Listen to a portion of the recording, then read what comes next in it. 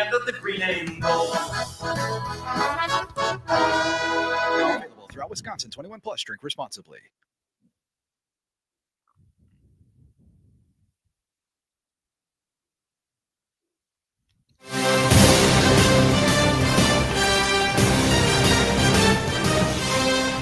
This is Carry the G, a show about everything Packers. Let's go! Green Bay Packers, woo! And other stuff we love. Oh, we just like to have some beers and a little tailgating. Now please welcome the man who carries the G 24/7 from Cheesehead TV, Aaron Nagler. Carry the G Radio coming at you live on a Tuesday morning.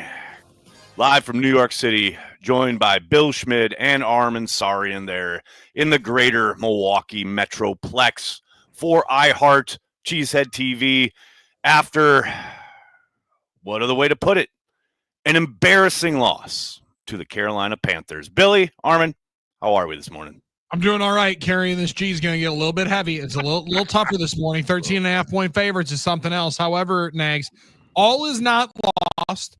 Far from it. I thought your gut reactions were put that exceptionally well in nearly an hour, which was phenomenal. Because listen, there was a lot of takes to get off after people got stuff to say, after a frustrating game like that. And we opened up the talking text line on Packers OT, albeit a truncated version of it, and understandably so. You don't live up to the expectation, you don't live up to the hype. But it's one of those games that you can start. You see this year in and year out, and people will be mad of why do you fall into this trap? Well, year in and year out, teams do it in the NFL. It is an emotional grind for 17 weeks. Yep. And that was one where it was a learning lesson that if you do not bring your A game every single week and you bring a D game, you're going to get given that. And then also hold an L on the way out. Hold a monster L, yeah. Yeah, big one. And it was just, it's just, that's how I felt. I mean, but, you know what? Well, just be honest, man. It's hard to, you know what it is. We've been kind of, wallowing in the despair of this loss, the 48 hour, last 48 hours. Right. I use that term again. It's one of those situations where I didn't necessarily think we'd be 5-2-1. Well, because I don't expect a tie, right? Getting to this point. Sure. I didn't think the Packers have only 2 losses. And if they did, I didn't think they'd be to the Browns and the Panthers. And that's what I think more than anything frustrates Packer fans, right, guys, is that these are you should be able to take care of the ones you can take care of. And if we can beat these other teams, why can't we beat these teams? And that's the main frustration. And that gets to expectations. That gets into perception. And Billy, I would just like to address the gentleman, speaking of the talk and text line, who addressed us, tried to dress us down last week for daring to take the Panthers seriously. Oh, no, Packers are going to roll over the Panthers. Like, not even a consideration that the Panthers might come in here with a plan and execute it and come out with a W. By the way, speaking of perceptions, did you realize that the Carolina Panthers and the Kansas City Chiefs have the exact same record? Yeah, something else, huh? Interesting, right? There are no gimmies in the NFL. There are none.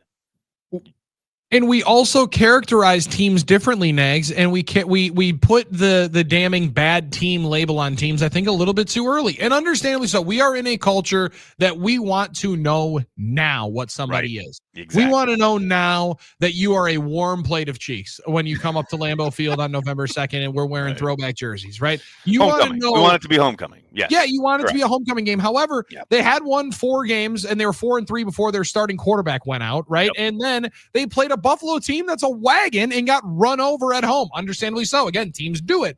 But I started to look at it a lot of different there's a lot of ways and different correlations in games that you can point to and say, like, oh, it's like this game. It's like that one. Well, Kansas City, the aforementioned Kansas City Chiefs in 2023, because somebody called us out right away on Packers OT, followed it up the next morning saying, you cannot win a Super Bowl if you're going to lose a game like that.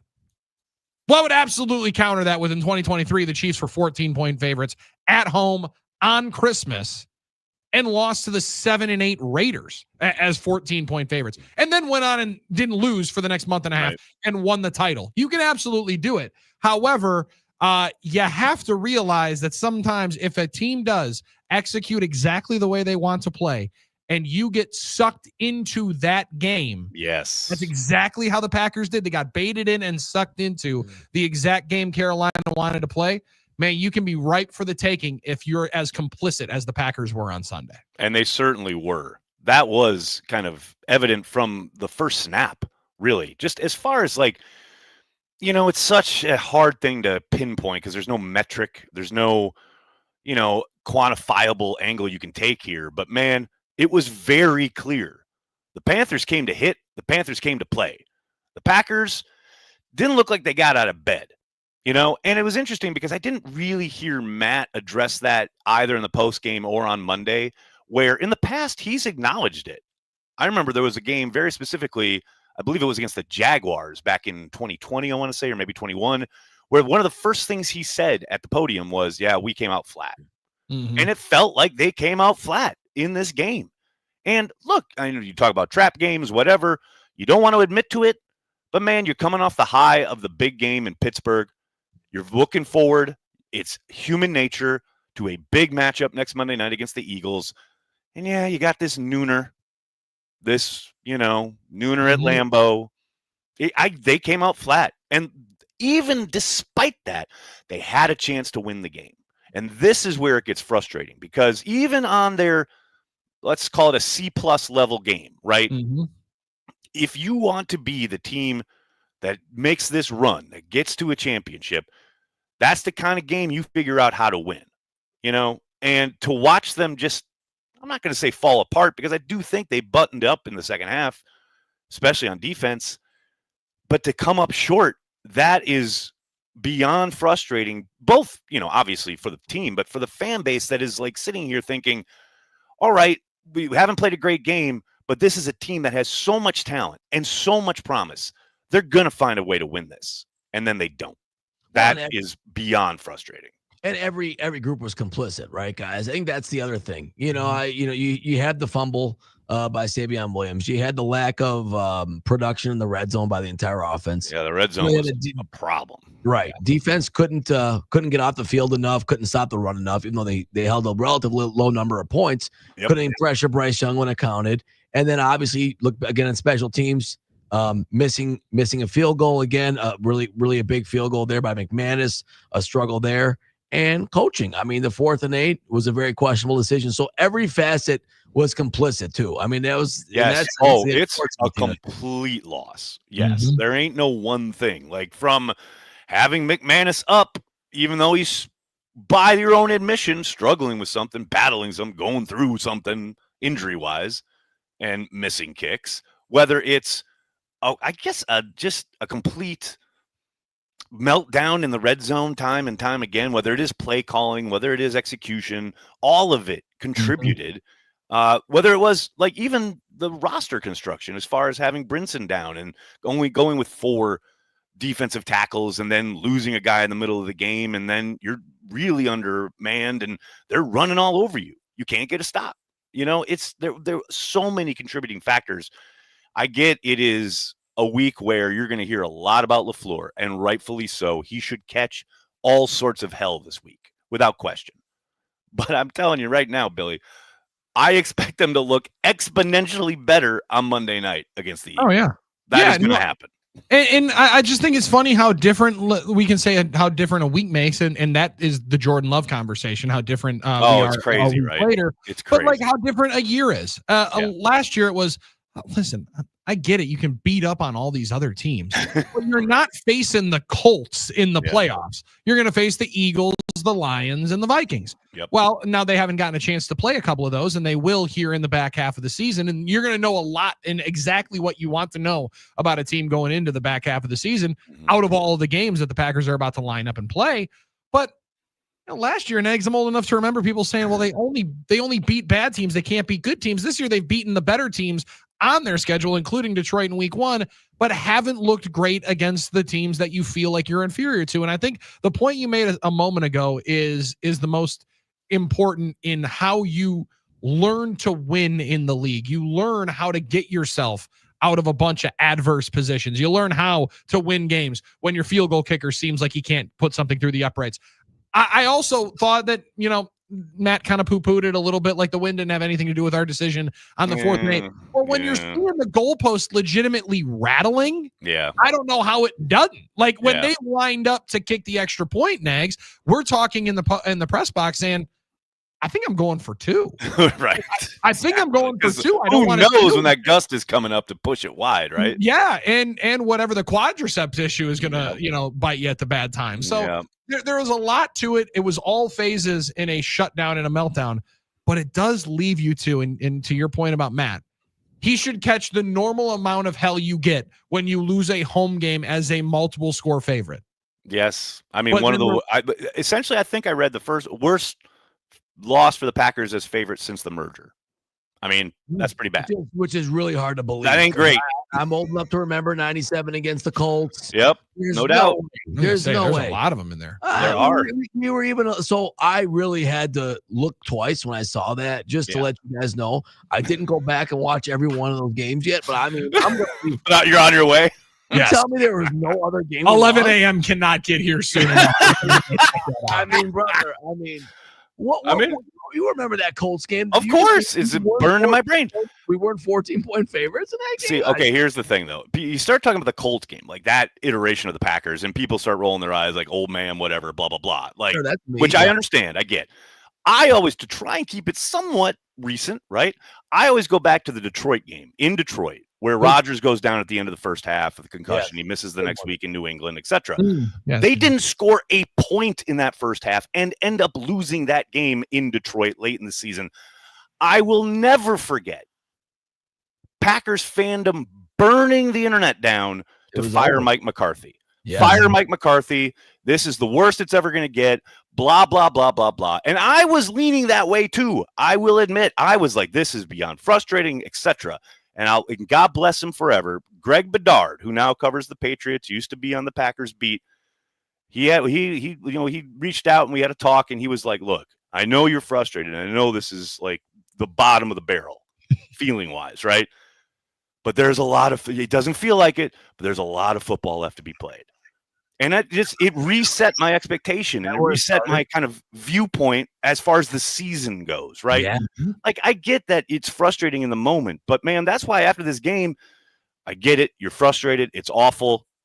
But man, there's still a lot of football left to be played. 9 more games to go. The story of the Green Bay Packers is not written on November 2nd. Great point. So as frustrating as it is, Billy, you talked about learning lessons. I hope they learn from this game. I do get Packers fans maybe being a bit frustrated that seemingly this team needs to keep learning the same lessons over and over and over again. That's where you start to get a little, eyebrow raised, like, well, when is this going to kick in? But I think that's the other part of it. We are the same. Right? Like the Packers fans are the same, but the 2023 Packers are not the same 2025 Packers. And like, then I thought of the trip to New York after the emotional game of beating Detroit, beating Kansas City, and then get DeVitoed. Like, there's different times of handling the success and handling DeVitoed. That's fantastic. Yeah. And I think that was another part of it, Nags, where, listen, you have 20 consecutive completions.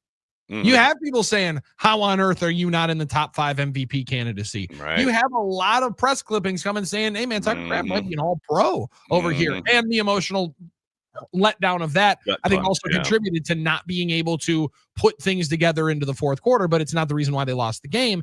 But handling success and handling failure, we've talked about it numerous times. This is just another example of, man, team showed you need some more maturity in those moments. You need to be able to handle the success as well as the failure. And I think they'll be better for it. But I totally get the frustration. I totally do. But I will say that the best way that this team gets through it is by not burning everything that they've put together to the ground right now. Yes. It's supplementing, getting incrementally better at what they've already done. Because they're a damn good football team. They have allowed teams to beat them in stretches and then allowed themselves to ultimately beat them in the 2 losses that they've had. The Packers are their worst opponent in the 2 losses. Hey, we talked about this all last week. Yeah, we did. We talked about the fact that if they play a clean game, Carolina, it's going to be a 2-score victory. But they didn't play a clean game at any level, on any point. Like, as far as obviously your opening drive ending in a fumble, where you're taking points off the board there. But then penalties, negative plays. It's just the way they continuously shoot themselves in the foot. And that's what I'm talking about when I say, when are these lessons going to start sinking in? You know what I mean? And look, that includes the play caller. I know everyone wants to go after Matt after play calling. That is a very tough assignment without knowing the analytics behind certain things, what looks they have, etc. But man, the amount of horizontal stuff going on, especially in the red zone, I think teams know what to expect. How many times have we seen that run solution that they like to run and or some kind of wide receiver screen where you have a defensive back triggering the moment they see Jordan Love rise and turn? Like, they're not even waiting. They're not even hesitating. That is now 3 times on the season where they've had a play like that completely blown up because the defensive back barrels through the attempted block of whoever's out there. So at some point, I got to think Matt starts playing off of that, right? I don't know when that's going to arrive. Yeah. But at some point you think, okay, wait, I think they're on to us. You know what I mean? That's his challenge. He's got to figure out how to solve those puzzles. He's got to try and figure out how to unlock those keys in the red zone, because what made this game, and Billy and I, we've talked about it, what made this game weird too is that they weren't totally devoid of success on offense. No. They racked up a bunch of yards. Even on the first drive, they were moving the ball. Yep. They got 20 first downs. Heck, they didn't punt this game. Nope. So there were a lot of things that they didn't punt. The opposing quarterback threw for 100 yards and they lost. That's the thing. There was a lot of things you did right that you should be able to win this game. You do all this work, you put yourself in position. You can't let a game like that get away because of what you're doing mistake-wise, because of what your own shortcomings are. So, yeah, that's a good point by you. And then they turn around and have to deal with this Tucker Kraft injury. I mean, what a blow. Billy, you said it earlier. I mean, he was superstar in waiting, right? Especially after that game in Pittsburgh where national stage really kind of arrives almost as far as in the national consciousness of, the Packers got a real star in the making here. And then to see him go down on a play where it's legit friendly fire, another his teammate getting taken out, which legal play. I'm not, casting aspersions on the Panthers. Nope. Totally legal play. But to lose him like that is beyond frustrating. And now Matt LaFleur's got a bit of a challenge on his hands as far as manufacturing, I would think, something in the passing game for Luke Musgrave, who, we've talked about this, Billy. We were out there this summer. He had a great camp. Phenomenal training camp, but he's gotten very little opportunity so far. Here's hoping he can pick up where he left off out there at Radnishke Field. Yeah, and also I think it comes to hoping in something that I saw you and a number of other Packers fans kind of calling for is as much short and quick passing game as possible. That's where Luke Musgrave is going to thrive. You're not going to thrive with Musgrave out there as much as your feature tight end in trying to run the ball as much as I know they want to, and as they're better at when Aaron Banks is on the field as well. I think we're definitely seeing that they're much better being able to run it when 65's on the field. And this is like the 7th injury for my man. So 9 snaps. He lasted 9 snaps this game. And what sucks is that he had been putting together a pretty decent string of games, but he can't stay on the field. No, and Nags, the crazy thing is it's a different one every time. Yeah. Like that's the part that's really, really frustrating, where it's not a lingering issue that happens with one knee or one groin. Yeah, at one point he had both groins were hurt. That's tough. I mean, I'm sorry, I don't mean to laugh, but sometimes all you can do is laugh. If you don't laugh, it's just sad. And so it's a brutal spot and a brutal year that he's found himself in. But they're a much better offense when he's out there, and they're such a better offense and a much more explosive one. We've talked about when Watson's on the field, but when Kraft is on the field, it was becoming baked in that he was their number 1 third down target. He was their number 1 red zone target, and I can't help but think some of the struggles in the red zone had something to do with him not being on the field. But then he also wasn't on the field for the first 2, and those might have been the most egregious. That ended with the Savion Williams fumble and the one that was a fumbled snap, sack, false start, 4 drop, plays in a row, 4th and 23, kick a field goal. I mean, that's brutal stuff, Nag. Unbelievable. But you know what? You flush it, you move on, you get ready for the Eagles. But before that, Billy, you know it's trade deadline day. We know that the Packers are going to be very active.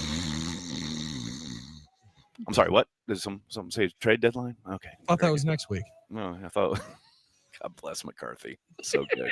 So good. I'm so glad you fired that clip out first. Oh, you got to. You know everybody was going to, but nobody could beat Aaron Nagler on it because I got to assume you had that thing, every year. Every year. It's one of the already classics. scheduled. You got Mike McCarthy talking about the trade deadline being next week when it was today. Love it. Absolutely love it. Thought it was next week.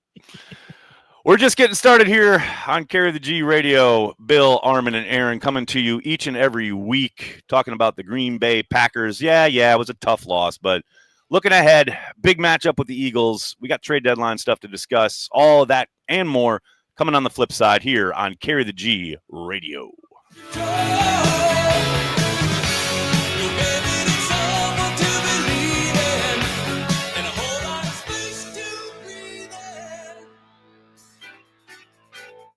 Drew and KB on the game. We're talking with Wayne Larrivee, the voice of the Packers, as the broadcaster, after having called Aaron's career and all the highlights of his career, and now he's the enemy, so to speak, and you've got Jordan Love under center. What was that like for you? It was strange, KB. It's funny because preparing during the week and then even at the game, I'd look down on that Pittsburgh chart and have Aaron Rodgers at the top of it, and I'm thinking I'm looking at a Packers chart. You know what I mean? That kind of thing. But it's a little strange, a little different, but, we saw that with Favre when he left and went to the Vikings and came back and played the Packers 4 times. And so it wasn't that big an adjustment, but it was a little strange. And to see Aaron out there playing for another team, it to me is personally, since I know him so well, it was a little disappointing in that regard because I always wanted to see him finish with the Packers. You can find all of the shows in podcast form. Just search Drew and KB on the iHeartRadio app. Touchdown, Wisconsin! Join us Saturday. Wisconsin returns home to host Washington. Our coverage begins at 1:30 on Milwaukee's home for Wisconsin Badger football. 95.7 Big FM. Are you ready for kids who eat healthy? Good nutrition can lead to great things. To find out how a healthy lifestyle can help your child succeed, go to mypyramid.gov. A public service announcement brought to you by the Ad Council and USDA. iHeartRadio goes one-on-one with Carlos Santana to discuss the importance of melody in his music. For me, mainly, everything that I learned from Alice Coltrane and John McLaughlin, Wayne Shorter, it's always about melody for me. The essence is always 2 things, 2 undeniable things: spirituality and sensuality. That's like when you breathe in and you breathe out. That's natural, normal. But for my role as a musician has always been to come up with a melody or a theme that brings it all together, all the ideas together. And they all come together with a melody. Keep listening to iHeartRadio for more Carlos Santana and all your favorite artists. It's the greatest story in sports. Star dropping straight back. Here as he throws, has the ball. It is a huge touchdown. I'm Doug Russell, and this is Tales from 1265, an insider's look at football's most storied franchise. A franchise that has had its dynasties. This is the first Super Bowl trophy, and it's something Green Bay can keep. We're going to have a new trophy each year. And its rebirths. Every major football decision will be made by Ron Wolf. I realize I'm a Green Bay Packer now, and maybe I can prove that I am worth the first-round pick next year, but just got to be patient. But I was really impressed with the coaching staff, with the whole organization, and with the direction the team is going. I think they have a total commitment to winning. Tales from 1265 is presented by Nicolay Law, your local award-winning injury lawyers. If you've been injured, get Nicolay, Wisconsin's winning team of lawyers that will get you back in the game. Tales from 1265 is a production of iHeartRadio Podcasts and is available on the iHeartRadio app, Apple Music, or wherever you listen to podcasts. Did you know that every 65 seconds, someone in the U.S. is developing Alzheimer's disease and 1 in 3 seniors are dying of it or another dementia? University of Wisconsin-Madison researchers are trying to improve the lives of people affected with innovative treatments, early diagnosis, and comprehensive support for families and caregivers. Together, we can improve lives and build a future with Alzheimer's disease in Wisconsin and beyond. Visit goalsforacure.org. Just think how much you're going to be missing. You don't have Nixon to kick around anymore. It shall be the policy of this nation to regard any nuclear missile launched from Cuba against any nation in the Western Hemisphere as an attack by the Soviet Union on the United States. Message marked urgent. We're here for you now on the NicoleLaw.com talk and text line. Hey, I'm just trying to find some answers here. At 1-877-794-1973. With emotion, Packers coach Vince Lombardi accepted the National Football League championship trophy and a heartwarming tribute from his adopted hometown of Green Bay last night. More than 600 people turned out for a testimonial dinner to honor the head coach and general manager of the Packers for his work in bringing the team to the top of the football world. You may not play for your favorite team, but you act like it. Whether you're at work or outside on the grill, you carry them with you. No, not with a jersey, but a mindset as you crack open that ice-cold beer. Cheesehead TV and Gathering Place Brewing bring you Carry the G, a delicious and easy drinking cream ale. But it's not just for tailgating, it's for everyday life. Well, we carry the G wherever we may be, so creamy and cold from the land of the green and gold. Available throughout Wisconsin. 21 plus. Drink responsibly.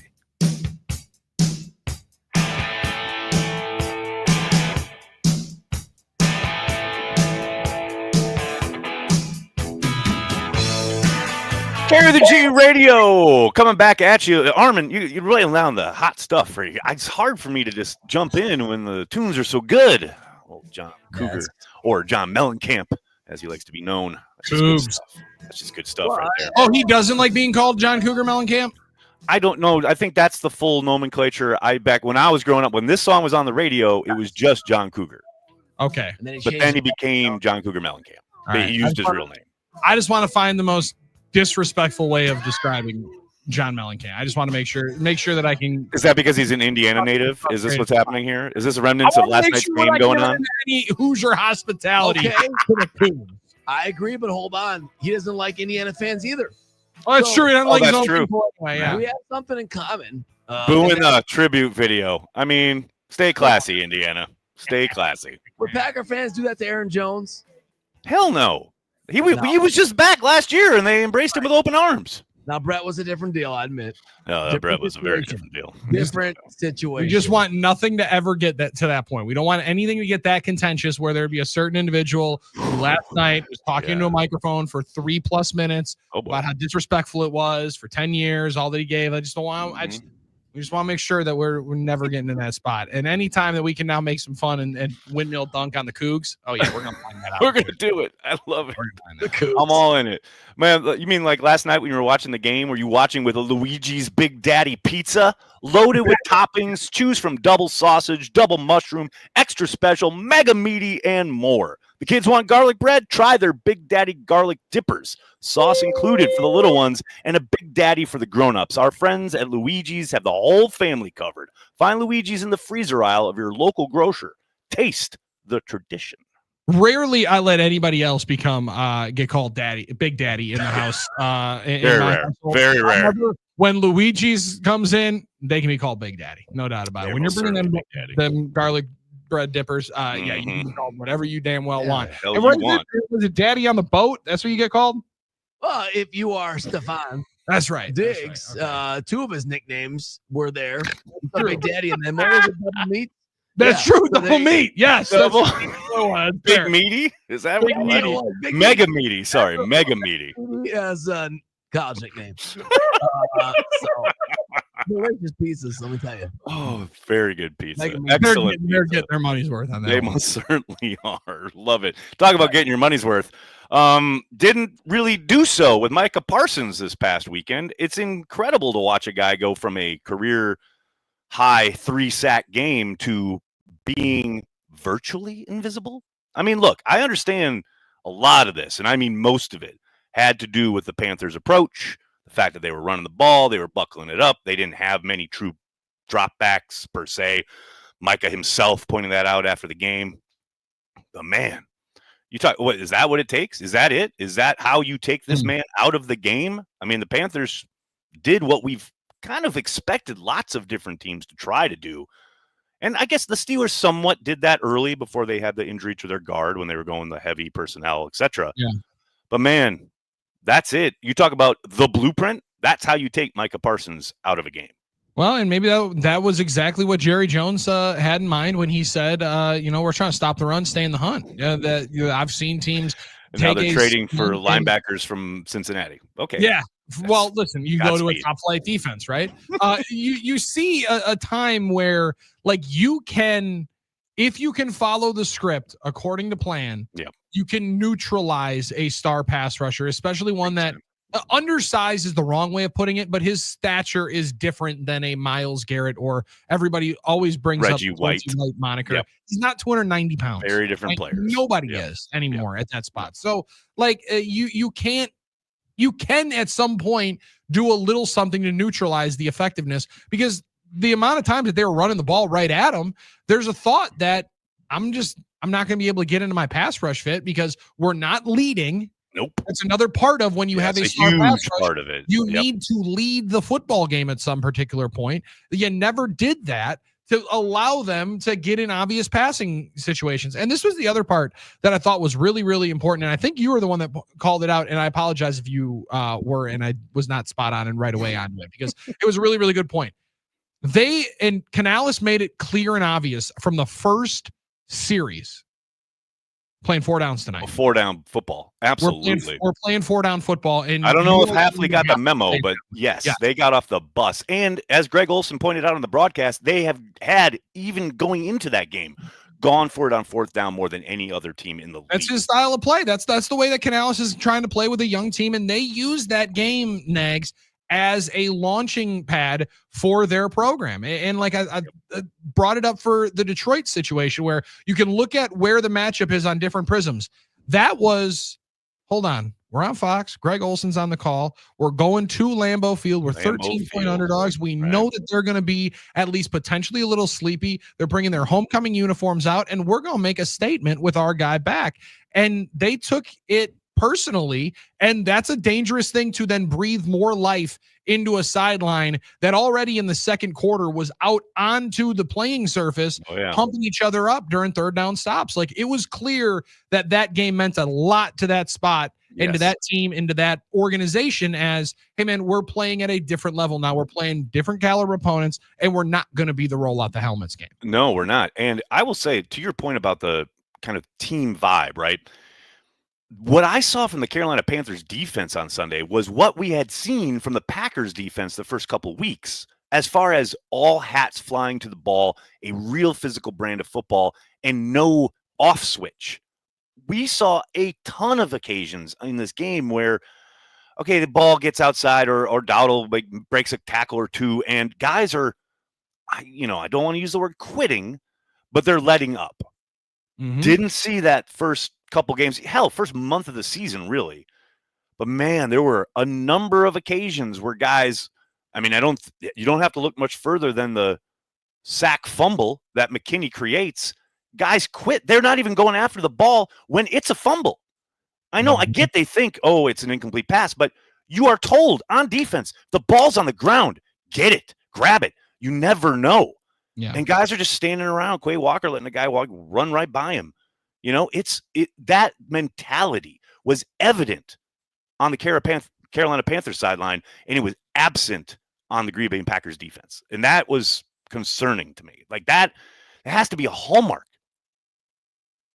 And you can't be about it some days. It can't be, as the great Vince Lombardi would say, it can't be a sometime thing. It's got to be an all the time thing. Because it was there against Detroit and Washington. It was. And then, Armin, I think the other part of it is, and Nags, we saw it right away. You get a turnover early, and instantly, all right, it's going to incentivize us a little bit more. But you get that turnover because there's 5 hats on the football, and J.C. Horn punches it out, and it legitimately lands on homeboy's chest. Yes. So, like, when you are swarming to the football, you'll get more opportunities. Good things happen. Those that run to the football. That's been something that we saw so much during training camp that has not translated to the first 2 months of the year, was we've seen them be swarming. We've seen them get hats to the ball. We didn't this past weekend, but we have not seen them be able to arrive with a punch and consistently knock the football out and dislodge it and force turnovers. I mean, like the McKinney strip sack, like you're saying, that's the first one they've had all year, right? Yep. And that's what you're getting, where they're going to gain 5 yards. The ball was bouncing away from them. That's fumble luck, right? I mean, that's just fumble luck doing its thing. But when you help yourself in the lateral fumbling it towards their sideline, right? You're not giving yourself any assistance, like you're saying. No, but like help yourself, give yourself a chance, attack the ball. And the McKinney thing is interesting because he was down in kind of the box, so to speak, way more in this game than he has been at any point this season. Yet Panthers were able to run all over the Packers. It didn't matter how many guys they had in the box. They had Dowdle in particular was very impressive. Really good. The number of kind of snaps where they have good initial kind of hats on the ball. They got guys basically in the gap that he's trying to run through, and he just runs through arm tackles and he runs through contact where if they just make the stop where they hit him, it's a 2-yard gain. But he turned almost, not every single one, but almost every one of those into a 5 or more yard gain, which is where the Panthers wanted to live. That was their whole game plan. And the Packers, for whatever reason, were just unable to get the guy on the ground when they absolutely needed to. And that, to me, that's the entire story of this game. You can talk about Jordan Love. You can talk about red zone. You can talk about Matt LaFleur, all that stuff. But, man, if you just tackle and get this dude on the ground where you get the Panthers behind the sticks, you're talking about Micah Parsons and the inability to get after the quarterback because there were no real opportunities. It's because they lived in 2nd and 3, 2nd and 4. You started living in 2nd and 8. That's a whole nother world. It's a whole nother story, Also felt like sorry, Nax. No, you're good. Also felt like Rico Dowdle had an incredible patience. It's a good example of why you have to continue to float the football because you had his gaps plugged up early on a lot of these runs, but he was able to kind of give that patience and then boom, find the crease, get upfield. You're spot on that. Absolutely, yeah, and it's not going to get any easier. On Monday night, we got Saquon Barkley coming to town. That is who's just sitting there, just off a bye week, by the way, licking their chops. Man. Now it is also, and I want to get into this one coming up because the more of Saquon's watching that game saying, "I all due respect to Rico Dowdle and his family." Right. He's Rico Dowdle. I'm Saquon Barkley. Right. Derek Brown did some stuff that you should not be able to do. Correct. And that Baldy's breakdown was more than a little bit concerning. And Jalen Carter is watching that saying, he's not going to be spitting on anybody this week because he's not going to let himself lose any opportunities to feast on what this interior Packers offensive line is giving up because they're going to have Jalen Carter and Jordan Davis staring at them this weekend. And it's not going to get any easier to run. Get ready for more horizontal passing. That's coming your way on Monday night. Getting that ball out of Jordan's hands post haste very quickly. That's what it's gonna be because I don't imagine they're gonna make much hay between the tackles in the run game. No. Especially with 65 out. And I mean, we'll talk more about it. We got a lot more time for it, but they do have some injuries they're going to be dealing with, no doubt. They got that. They got Nate Hobbs on the other side. Not great. But there was some other positive injury news that we'll get to on the flip. Got to pay some bills. That's Billy and Armin. I'm Aaron. Talk to you soon here on Carry the G Radio.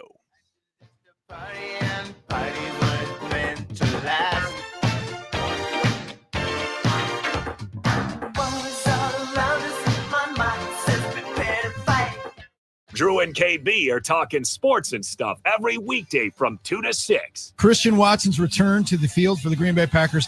Obviously a huge story, and it's a huge story here in Drew and KB land because it means that we get to say hi to Christian's mom, Krista Lynn, our returning champion. What was it like for Wisconsin's favorite sports mom to watch her son return to the field after 9 months of grueling rehab and isolation and self-doubts and to see him just frolic on the field like he was never hurt? I'm going to be really honest. For the first time in my mom career, I was very nervous and anxious, and I'm not really that kind of a person often, but there were just so much leading up to this. And I mean, even after I talked to him on the phone yesterday, I called him before they were leaving the hotel and to head over to the stadium. And I was like, how are you going to get through like knocking the cobwebs off? I mean, that's really what it is. There's literally nothing like an actual game or a game time situation that you can simulate. You know what I mean? With other guys coming at you at full speed, they want to hurt you. They want to take you out. Like, how are you going to get through that? And he was like, just being really honest, Mom, I'm just going to go out there and I'm going to do me.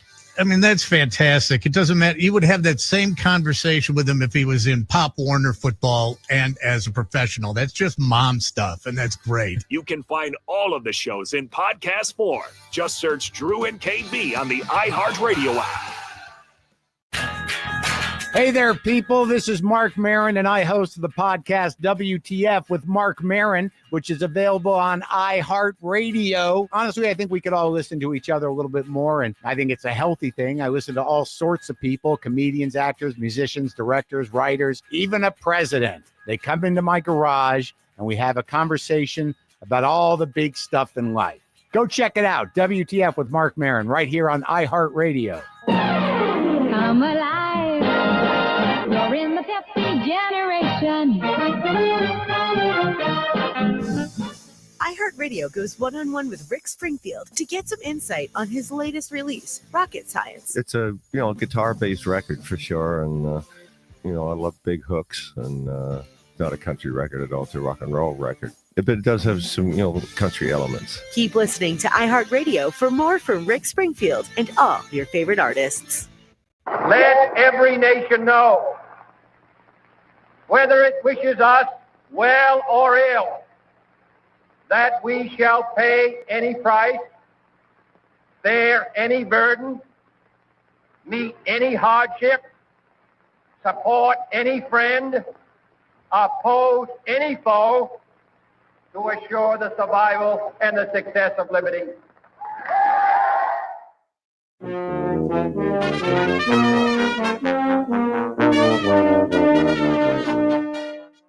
On the latest Tales from 1265, we dive into how the first Hall of Fame for an individual team came to fruition and the most unique story in all of sports. They go further in the red, but then community leaders decided to have that first stock sale. I'm Doug Russell. Join me for Tales from 1265 on the iHeartRadio app or wherever you get your podcasts. Tales from 1265 is presented by Nicolay Law, Wisconsin's winning team of lawyers that will get you back in the game. Do you see what I'm trying to tell you? You could have raised $1 million, put on a $60,000 flop, and kept the rest.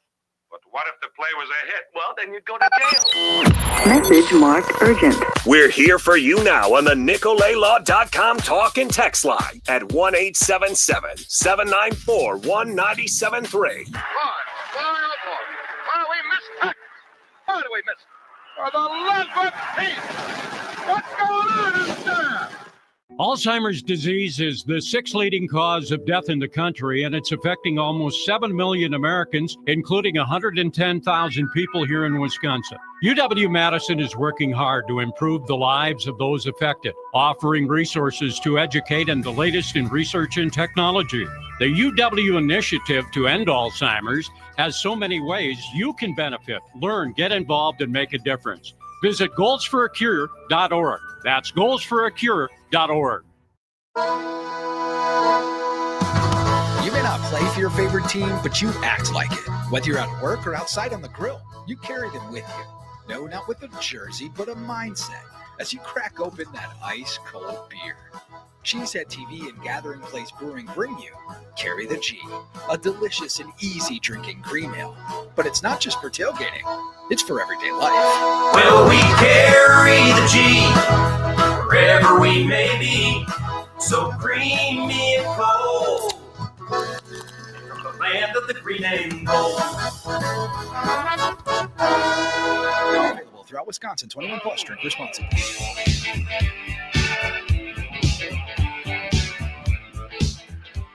Carry the G Radio, getting back at it, talking about this big matchup with the Eagles on Monday night. And I want to give Vin V a shout out on the Cheesehead TV YouTube channel. This loss was embarrassing for sure, but look around the league. Vikings over Lions, Cardinals over Cowboys, Steelers over Colts. Sometimes you need a swift kick in the ass as a reality check. I like it. I'll take it. I'll take it. And yeah, it was a somewhat surprising, set of results around the NFL this weekend. No question about it. And it drives home what we were talking about earlier. Cannot take any of these opportunities for granted or any of these teams for granted, because man, they'll jump up and bite you real quick. And that's what happened to the Packers on Sunday. No 100%. And Nags, listen, there was a caller a couple of weeks ago that called Packers OT and said, I just wish we could dominate. Why can we not dominate? We all. Like the Detroit Lions, who have since lost twice, and one of which as also a 2-score favorite at home. Now, granted, that's a divisional game, a more common opponent. This is an uncommon opponent. They're definitely forecastable that you would drop this game, but you're spot on. All of the games in the NFL this weekend, of the top seeds in football, the ones that didn't lose were the ones that were on bye, and that was Tampa and Tampa as well as Philadelphia. And Buffalo got themselves a big win. They desperately needed one, but you mentioned it. This Carolina team's got the exact same record as the Kansas City Chiefs, who are odds-on favorites going into the week to win the Super Bowl. So you don't know a whole hell of a lot quite yet about the NFL. And I think we're learning, Nags, that year in and year out, it's getting further into the year that we learn about the teams, if that makes sense, right? Oh, yeah. How little we play in preseason, how little you can actually practice. And this is the part of the offensive line that I'm Yes, let's get into it. Let's get into it, man. You need time together and time on task to actually know who's good or who's bad. I get that we all see my man Elton Jenkins looking, having the hands up saying, where are we supposed to be at? Not getting a whole lot of help around them, but we also have played with so many different combinations that it's hard to say, well, let them get some consistency together, because we don't know if that's ultimately going to happen yet.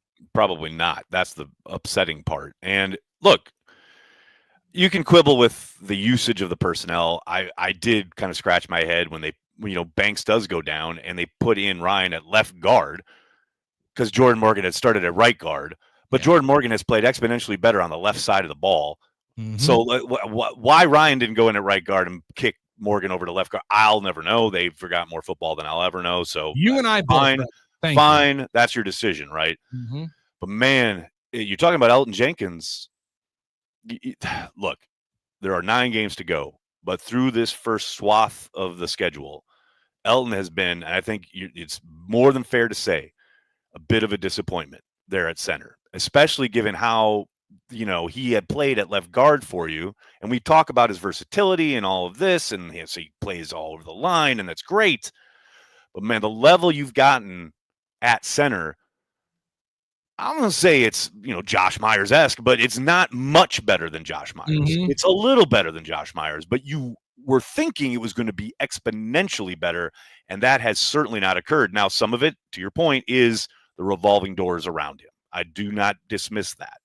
But man, if they want to do what they want to do, and I've given up hoping that LaFleur changes his approach. I don't think it's ever going to be what I or any other fan want it to be offensively.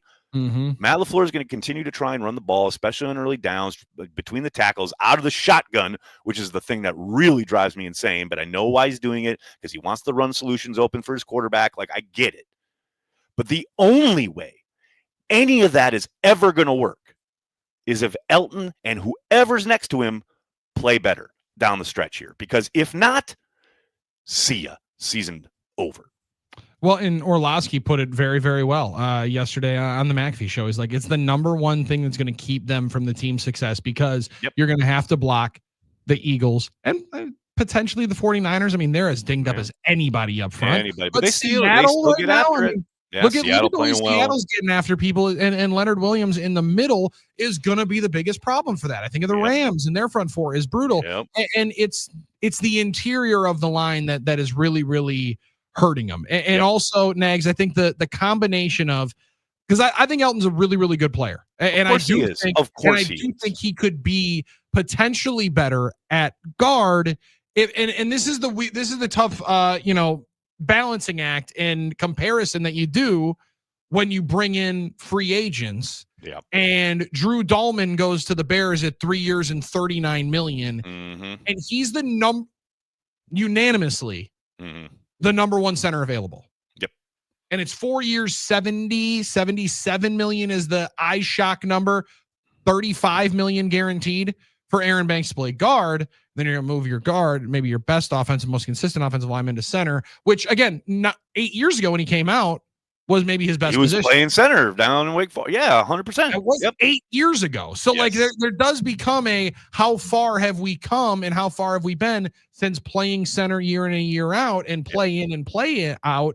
So like there's asking guys to make moves that in hindsight might not have been the best thing. But I also in hindsight thought Josh Myers was going to get paid a lot more than $3 million to be a backup somewhere. Yeah, so I guess I'm trying to figure out exactly where my line is on assessing value. Right. But he's got to have some help from the two guys around him, Nags, to get the best version of himself at center. But I don't know that he's going to get that because Banks is the best guy, and I don't know that he's going to be able to play more than 6 quarters without having to go out. Some kind of. I just hate to say it that way, but my man's got but it's up every single time he's out there. All you can talk about is what's happened and occurred on the tape, and that's what's happened, right? Like he does continuously get dinged up, and someone in the chat mentioned it earlier, and I get it. I get this frustration. It's not like he was a beacon of health in San Francisco.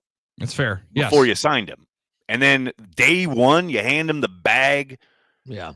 And now you're dealing with the same thing that dealt with in San Francisco. He's banged up all the time. So that frustration is very real. But despite all of this, let's say that they play top level. Suddenly they find their cohesion and they're great and they're killing it. All 3 dudes, whoever those 3 dudes are phenomenal. Carolina still exposed something that teams are going to, you can bet, talk about a copycat league. This tape is going to be all over the cut-ups for every Packers opponent going forward. As far as Jordan Love, up to the line of scrimmage, getting out of that huddle a little late. Also, Matt, let's get those plays in a little quicker. So getting up to the line of scrimmage with like 12, maybe 10 seconds left, seeing what's presented, Carolina does a great job of holding their shell, not tipping their hand. Jordan makes a call or two, just protection, calls the mic, whatever, last second. And now there's 1 second on the play clock. Elton snapping the ball and doing whatever his assignment is, getting the defensive tackle on one side or the other. And then Carolina just shot a linebacker through the A gap, not showing it pre-snap, but knowing they don't have time to change their protection because they've already set it and the play clock's down to 1 second. They caught them 3 times with this. Mm-hmm. Man, you can bet Vic Fangio is going, oh, that's interesting. Like they have got to get that shored up because that was, almost a disaster twice. And Jordan did a good job of getting the ball out of his hands on the attempted screen to Josh Jacobs. But man, that's something that teams are going to expose if the Packers continue to operate that same way. Yeah, and that's 2 situations in which, multiple people have hit us up in the talking text line like, well, there's 2 plays. I'm seeing a guy run right past Elton Jenkins, not touching anybody. Well, listen, that's as much on everybody around. That's the offensive operation more than anything. It's the operation. And in the 2 games they've lost, Nags, we've had questions about the operation and the pacing of it. Yep. And as much as the quote unquote, his team's not ready to play. I think that's the criticism that I would have the most of LaFleur is in those positions. Control your controllable. Yeah. Get that play in as soon as possible. We need to get the operation sped up. And that's what you can control is how quickly the guys get in and out of the huddle because it's as quickly as Jordan gets the call. Especially if you want to operate on offense with the multi-personnel, lots of different formations, lots of different guys in different spots. Okay, that makes it even more important for you to get that call in as quick as possible so that the position guys can say, okay, I need X, Y, Z as far as this tight end, that wide receiver, etc. That the whole thing's got to be way more up tempo on the sideline. Or, hey, maybe give Jordan Love the keys and let him operate some no huddle. I'm in on that too. I'm fine with that. Let's go. Let's start thinking what is actually going to happen. I was just going to say, let's come back from La La Land because that ain't going to occur. I hear the music. We're rapidly approaching the end of the first hour. What the hell? Yeah, we haven't even talked about the heart-stopping play of the week yet. We'll be doing that on the flip side. That's Billy and Armin. I'm Aaron on Carry the G Radio. You're making me believe it too.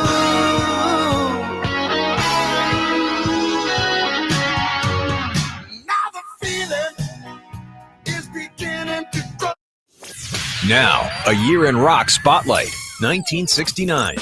Low-budget film Easy Rider captures the public imagination with a soundtrack by Steppenwolf, the Byrds, and the Electric Prunes. The Woodstock Music and Art Fair is held August 15th through 18th on Max Yasgur's farm in Bethel. 32 of the biggest bands of the day played to a crowd estimated at 500,000. The event is later released as a movie and album.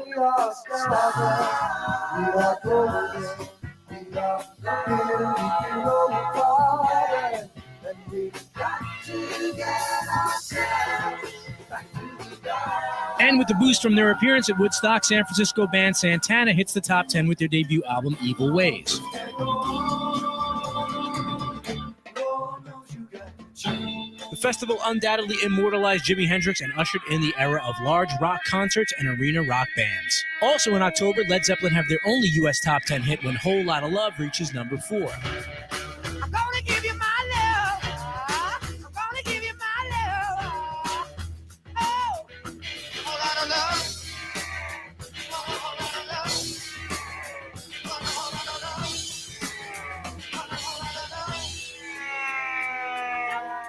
The Allman Brothers Band released their debut album on Capricorn Records to good reviews but limited sales. And 7 years after his last number one, Elvis Presley tops the charts with Suspicious Minds.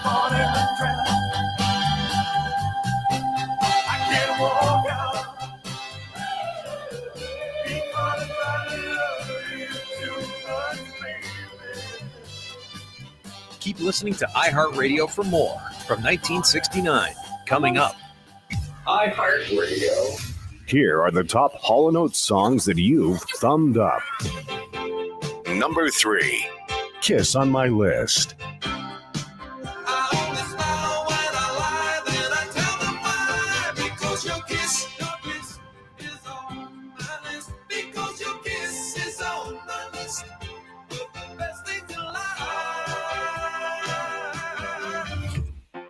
Number 2, You Make My Dreams.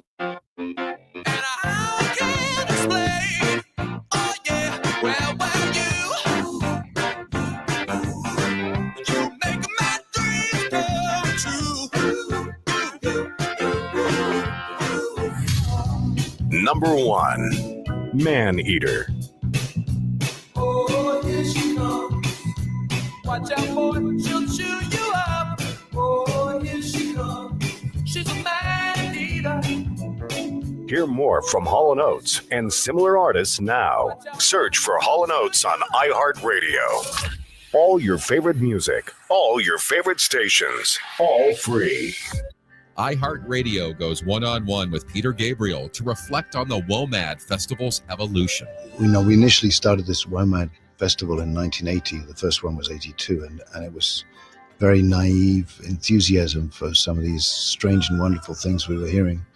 And as a failed drummer, I was hearing grooves that I fell in love with, which seemed a lot more alive than what I was hearing on the radio. As a singer too, these wonderful voices, and it's still continued that way. And it's a lot more difficult, because the demise of the music business and record stores has made it extremely difficult for any minority interest label. But we work hard to focus online activities, and there is still, happy to say, good audience, and the WOMAD Festival is, I think, like a lot of live parts of the business, actually flourishing, even though the records are not doing as well. Keep listening to iHeartRadio for more Peter Gabriel and all your favorite artists. Now, a year in rock spotlight from 1977.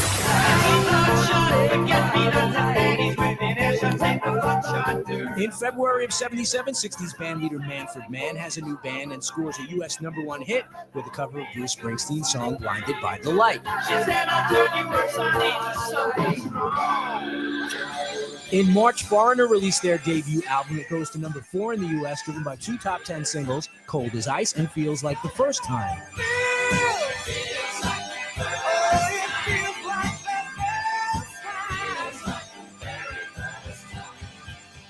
Philadelphia blue-eyed soul duo Hall & Oates have their first U.S. #1 with Rich Girl from their 5th album, Bigger Than the Both of Us.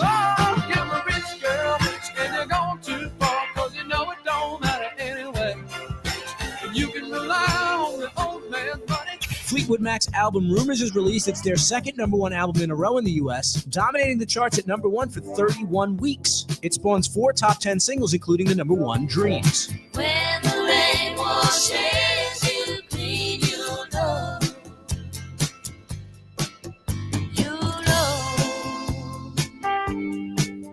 Keep listening to iHeartRadio for more from 1977. Coming up. Listen to us live 24/7 on the iHeartRadio app and watch our shows each weekday on YouTube, Facebook, and X. We are the game.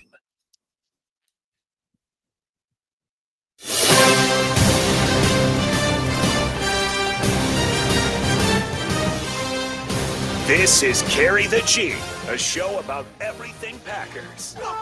Let's go! Green Bay Packers, woo! And other stuff we love. Oh, we just like to have some beers and a little tailgating. Now please welcome the man who carries the G 24/7 from Cheesehead TV, Aaron Nagler. Carry the G Radio Hour 2 coming at you. Bill Schmid, Armen Saryan in the greater Milwaukee Metroplex there. iHeart holding it down. Green Bay Packers coming off a very, and I mean very underlined, italicized, very disappointing loss to the Carolina Panthers. Have to flush it. Got to get right and got to get ready for a monster showdown with the Philadelphia Eagles on Monday Night Football there at Lambeau Field. There you go. Flush it away. Just flush it away.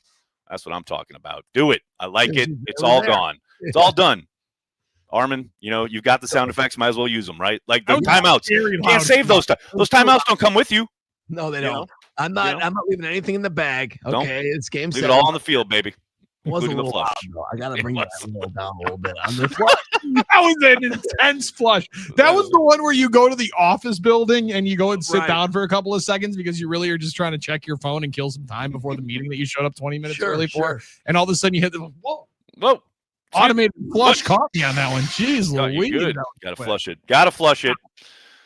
You know, look, I don't want to beat around the bush here. I want to talk about Jordan Love, and I want to talk about the interception, and then the 4th and 8 decision / throw. There's a lot to unpack here, and this gets us into our ThedaCare heart-stopping play of the week. They say defense wins championships. ThedaCare is your first line of defense against illness and injury. Stay strong, stay healthy, stay in the game. Proud sponsor, Carry the G Radio. ThedaCare. Check out thedacare.org for more. And then check out this picture. Like, look at Jordan Love there, right? He's got a Carolina Panther in his face. He's about to throw the ball. And this could be glory or it could be disaster. And this was, you know, one of the things that going back and watching the game really kind of highlighted for me is when he makes the kind of throw to Watson, which is caught and everyone's celebrating and it's amazing. The decision there is almost, you know, not as bad, but it's not like Watson is screaming open on that first one. You know, obviously back to back, you had the one, the golden that, you know, is incomplete. And then you come back and go deep yet once again. It's not like he's screaming open into wide open swaths of green grass there at Lambeau Field. Like there are a couple of defenders in the area, but it is an understandable risk that he's taking there. Like I get what he sees. He thinks Watson's going to have the angle there on the defender and get past him, which he does in front of the safety, and he makes the play, right? Like amazing. We all cheer. Then you get to the interception. The sin here is that there is no reading of anything. There is just a predetermination. And you can also maybe potentially fault LaFleur here because he's calling an obvious shot play. Like the way the offensive line sets up, they have the guy come over, basically, essentially like the old school personal protector like McCarthy used to use with Rodgers. They are calling a shot play against a team that has played too high shell 90% of that game. There were precious few looks that weren't into too high shell. And LaFleur, I guess, is trying to jumpstart something, but blah, blah, blah. But you can tell Jordan Love has completely predetermined. I am throwing this thing. Yeah, I'm signing it by no matter what. Even though it probably has a chance at Dobbs on the in-cut deeper, you know, underneath Watson, but deeper down the field. Or he's got a release valve in the tight end out there to his right. None of that seemingly even enters his mind, I'm chucking it for Jesus. Like, I do think that's a symbiotic relationship between the play caller and the quarterback. Both of them got way too impatient on that play. And it cost the Packers because not only did it cost them a possession, but the return on the interception sets up the Panthers on a short field and they score off of it. You know, this is a team that is going to face a ton of too high shell throughout the remainder of this season, obviously, and especially on Monday Night Football with Vic Fangio coming to town, who, I mean, that's his bread and butter is that too high look. Now they obviously post-snap sometimes get out of it, but this is a team in the Green Bay Packers that has to be patient. And that play in particular showed both play caller and quarterback falling into the trap that the defense wanted them to fall into. Yeah, and then it led Pete Doherty to maybe the perfect encapsulation Absolutely of what the Packers perfect, offense yes. is and why it's going to be predicated, and their ultimate team success is in their own hands. Yep. But it's going to be very, very tough, and it's a lot easier for us to do on the couch because we're not into it. We're not game planning, and we're not figuring it out, trying to dial up all of these ones. But they potentially will turn into one of the most impatient offenses of all time because they want to throw the ball down the field. Yep. Armin and I joke about this all the time. And this is interesting for Matt LaFleur, and I think it's a credit to him. As a former quarterback, all quarterbacks want to throw the ball. But Exactly. Matt does, when he is committed to, we need some balance. We need balance. We need to call runs. We need to call runs. We need to call runs. But he also has that feeling of, we do need to throw a deep shot here. We do. I got such an itchy finger. I'm waiting. I've had this thing circled. We practice it every single day in the week. We've been waiting for it. We've been jonesing. Everybody knows that we're calling it. Christian's been waiting to have another deep shot. Burners going. Yeah. Fire him up and see how quickly he can get past these guys. And hey, maybe he splits the safeties and Jordan on his 27th birthday throws the ball further than he ever has before. But big old Derek Brown is dancing in front of him, ready to crush him and lets it hang up in the air. And also, Nags, again, going back to it and why you're so spot on as to how it was predetermined, they had thought of it. I would have thought they would have done it with the wind at their back. Yep. Good point. Yeah. Yep. Exactly it. They wait, and now let's yeet it up. We've been waiting for the field to flip. We got it from our back. We're going to throw this thing by hell or high water, and we're sending it in, Jerome. And ultimately, Derek Brown, credit to him. He crushed. He's right into Love's face. In the picture, you see it. He clearly affects it. I don't know how far Jordan was going to be able to throw it. Maybe he was going to be able to clear all of those if he guys. can step into it, possibly, etc. You're totally right. It was, we've waited too long. We've wanted to throw this deep shot, and it's the gamble that teams are going to make the Packers play. Yep. Will you take 4 yards every single time? Well, Will you take 3 to 4 yards every single time? And right now, the answer has been no. Look at those first two games, right? Particularly that deep shot to Dobbs in week 1, that in a series, in a literal 2-play touchdown drive, right? Like he takes the Dobbs post route to get them down there in a basically essentially scoring range. And then the next play, it's a touchdown in man against man coverage and a single high safety to Jaden Reed. Then look at the Washington game. I mean, Love's average kind of length of throw in that game was like 17 yards or something, like pushing the ball downfield every single opportunity. Right. Since those two games, teams have said, okay, screw that.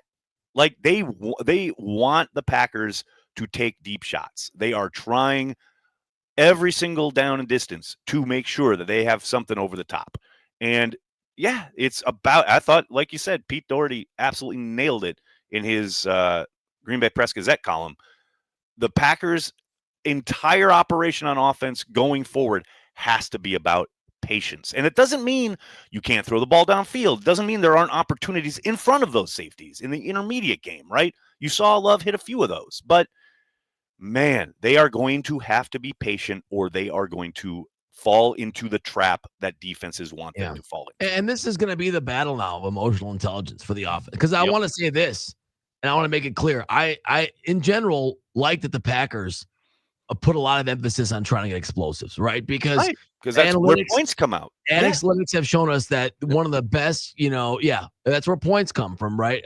Correlates plays lead to points. Yes. Right. Explosives correlate to victory more than anything else in football, right? So because of that, that's why a lot of defenses play the way they do now, to prevent those things. And especially against the Packers, who have shown that constant emphasis and desire to try and find ways to get those over and over. But the problem is what you just said, right? Is you put so much into wanting to try those shot plays that the one chance you get to do it, or the one time you do it, you kind of it's like when you're young and you're single and you're in college, you're going out every night. So you don't put everything into every night. True. Yes. It is what it is. It's your lifestyle. Amazing correlation. But when you lose that chance, when you're getting older and just kids and there's things like you get one night a month, you get one night every 2 months, you're giving it all into that, right? You're spot on. And taking that shot no matter what. I'm throwing it deep no matter what. But you got to kind of even if it's a bad decision to do certain things, you have to try and have that emotional time to say, you know what? I've been waiting for this, but it's not my time. On 4th and 8, it might not be my time. Down 7 to go. Even I'm going to wait for another time. I'm going to have discretion, the better part of that. And that's hard. That's an emotional decision. That's a mental decision you have to fight with. But in general, I think that the emphasis on trying to find ways to get explosive plays is a good thing. It's just the challenge of doing it when the defense is baiting you into those decisions. That's what makes the Tucker Kraft injury even more painful, is he was the yak king. A yak guy. And one way you can get those without throwing it, depth of throw, is obviously yak, right? Well, and that's what makes it painful. It's funny you mentioned that, because shout out MPB Milwaukee here on the Cheesehead TV YouTube chat. They want to throw the ball downfield, ... except when they're throwing it behind the line of scrimmage a dozen times a game. Now, look, I get that frustration. But the whole idea there, and again, we're talking about what is happening at the line of scrimmage. If teams are packed in to try and stop Josh Jacobs, they want to get out on the perimeter. And especially if teams are playing that kind of cover 2 shell with a bunch of guys, you want to get it out there to hopefully have a numbers advantage where you can block it up and get your guy free and get some yards. Again, like we talked about in the first segment, the problem is most of these defenses now are expecting it. Maybe not every single down, but they're ready for, okay, when I see Jordan Love just turn to make that throw, man, they are triggering and they are blowing these things up. So at some point, again, I'm belated, I'm beating a dead horse here, but you got to have something to work off of that, because teams are ready for it.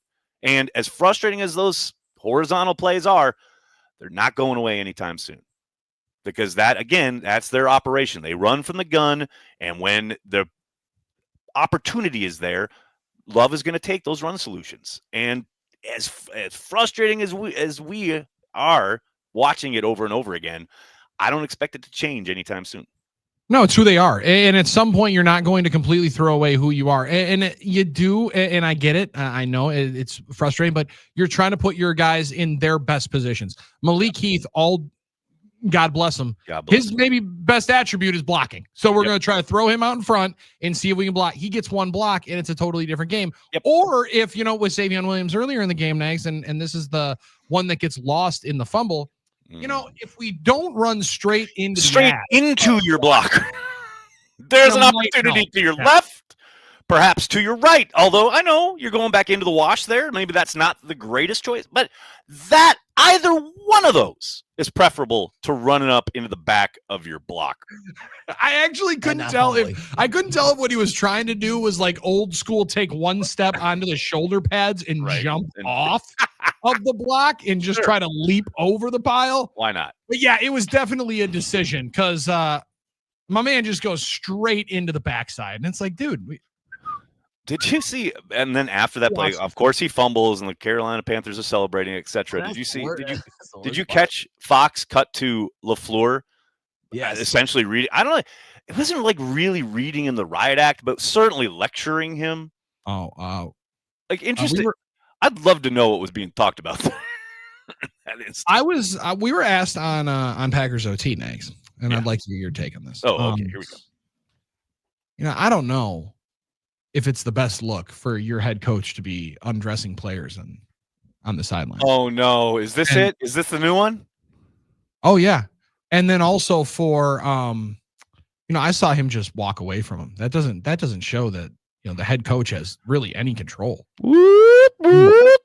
The body language police have arrived. Our back. I don't know how you're gonna view that. He's walking away from his coach when he's yelling at him. I do think the funny tell thing, him something. The funny thing is, like, there are people that assume that these guys know the camera's on them at all times. They have no idea. Like, the only reason you saw that is because the camera was on. They aren't Taylor Swift in the suite, Armin, where Yeah. she can see on camera whenever When she gets she's on Right, camera. Yeah, good right. point. Very good. Yeah. And B, what would you have preferred Savion to argue back at him? I know. What's Savion supposed to do? Look, I'm trying to make a play, guy. Like, what's he supposed to do? It's just really weird. And I don't know what he was saying. Probably like, don't fumble. I know, right? Or go, don't run into the block or whatever. But I'll also say, man, these pearl clutching moments are like hilarious to me. Like, God bless these folks. Where were you when Mike Holmgren was grabbing Billy Schrader's face mask on the sideline on Monday Night Football? Like, hide the kids. It was that one, or you brought up the game, and I'm remembering it verbatim in Detroit when the Packers lose in 2010. Oh, yeah. I can't remember who. Maybe James Starks is fumbling. Maybe it's Brandon Jackson. I can't remember. And Mike McCarthy grabs him by the collar of the shoulder pads and says, hold on to the I mean it. Hold on to it. And then my man doesn't play the rest of the game. Like, at some point, that used to be a part of the nomenclature in the game. And then all of a sudden, Jonathan Gannon gave a little bit too feisty. Jonathan Gannon went way too far. But I was waiting for Nags that moment, and then literally the next primetime game. Player on Washington makes a play. Dan Quinn runs down, rips the headset off, and two-handed smacks my man in the chest. And I'm like, uh-oh. Here we go. Better watch out. We can't put our hands on players. It's going to be a different story here. It's a whole nother world. It's a whole nother world. For that image. It is funny how we cope as fans. On one hand, we want our coaches, players, and sometimes media to validate our own emotions and react the same way we are. Yeah. And on the other hand, it's like, don't do that because it's not a good look. First of all, who cares what look? I don't care about the look. I care about the score. I don't care about who looked to who and like who looks bad and who doesn't look bad and stuff like that. I don't care about looks. I care about the score. Okay. I couldn't tell exactly where the lip reading was, though, to the Williams story. To me, Nags, it felt more of, hey, brother, left hand. Fundamentals. Yeah, fundamentals. We do this in fifth Pop grade. Pop Warner. Sixth That's grade. what you're talking about. Yeah. 15th 100%. grade. You put the ball towards the Outside arm. And Outside instead he's arm. holding it right down here, waiting for J.C. Horn to make a play. And this is the other part of it. As frustrating as it is for the Packers, it does give more moments to say, Carolina needed their best players to play their best game. Derek Brown causes at least 2 holding penalties, and J.C. Horn forces a fumble. That was their recipe, and they got their best players to have big games. Yep. And look, the Packers, God bless them, the utilization of their personnel remains interesting. Let's say that. And I will say this because I love him as a player. I think he's talented. And I know the public kind of feeling around him seems to run hot and cold. But this offense being as Romeo Dobbs-centric as it has been over the course of the last 4 games or so, I know that they're easing Christian Watson back into things. It is never as easy as throw it to this guy more. But I do think this offense has to become a little bit more Watson-centric if they're going to be successful and if they're going to score points and if they're going to have explosive gains, etc. Again, I know guys are in and out with injuries in that game, and I don't think there's any more evidence of how much Jordan Love looks for Dobbs first and foremost and trusts Dobbs maybe to a fault than that 4th and 8 throw where he has, I guess, a swath of folks in front of him in the end zone. I get it's not ideal, but it is 4th and 8. You got to make some kind of play. And it passes that up to throw all the way back across the field. Yeah, Romeo, go get this. Over here. Oh, baby. There's just a tick too much Romeo Dobbs in this offense. I think. Man, Greg Olson was on it, too, on that broadcast. Yeah. Fellas, what are we doing in the end zone on the 4th and 8? Oh, work back to the quarterback. We got to work. We got to move. We got to be moving. We got to be LaFleur saying yesterday, we work on scramble drill all the time. You'd never know it. That would not have been the greatest example as to letting us all see into your Work process. back to your quarterback. You need 8 yards. I understand the play call was to get into the end zone, but that play is bust. Yes, Get back to your quarterback. I saw some people saying, well, I know they used to practice that when I think they used to practice that when Aaron was the quarterback. Every football team in the world practices that, right? Again, this is rather elementary stuff that you got to be cleaning up on. So that's again where some people are going to laugh and say, "Well, they're making elementary mistakes. How on earth are they going to win games?" I actually think that's a positive because they're the most correctable stuff, things that you've been taught since you were in Pop Warner. You will be able to correct those. It's not the glaring talent deficiencies. It's at as all. Mike McCarthy would say, got to clean up our own house a little bit.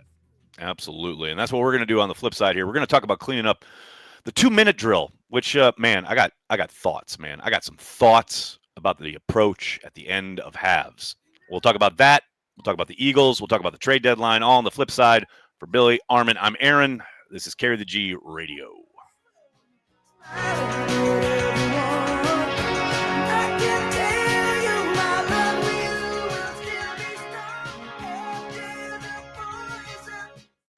If you missed no BS, you missed out on this. How much emotion was in that game last week in Pennsylvania against the Pittsburgh Steelers? How much the young team put into playing and being up and being ready for that game, and how much emotion went into that victory and a 2-touchdown win, Sunday Night Football. It was a predictable spot for emotion to not be able to rise to that occasion. That's a great learning lesson in the NFL.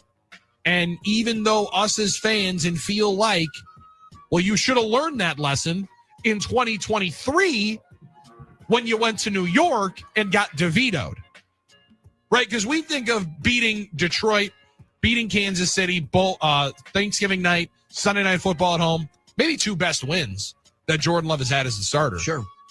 Then you go on Monday Night Football and lose to the Giants, right? Being able to follow up those highly emotional victories with another great performance, that's something you got to learn. That's the consistency part of it. Again, they are one of the youngest teams in pro football. You're not using it as an excuse or just an explanation or a statement, but you're learning year in and year out how to win. Billy and Armen are talking about all of your favorite teams each morning from 6 to 10 on the game. Now, a year in rock spotlight. 1971. The Doors released their 6th and final studio album, LA Woman, while Paul McCartney releases his 2nd solo album, Ram, which goes to #1 UK and #2 US. The album includes several jibes at John Lennon and the #1 single, Uncle Albert Admiral Halsey.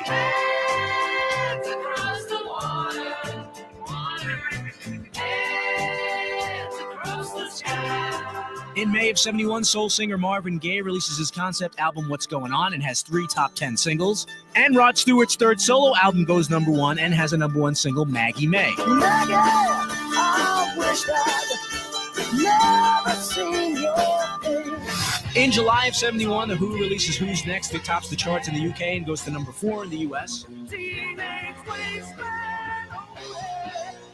Teenage wasteland.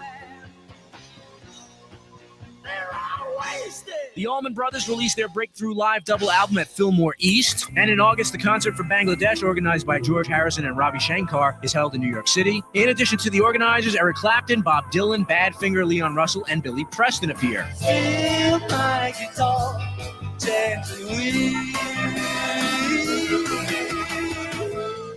Keep listening to iHeartRadio for more from 1971. Coming up. Now, a year in rock spotlight. 1978. In January of 1978, the Saturday Night Fever soundtrack is released featuring the music of the Bee Gees. It hits #1 in the U.S. for more than 6 months. An amazing 18 weeks at #1 in the UK, it becomes the best-selling soundtrack album of all time.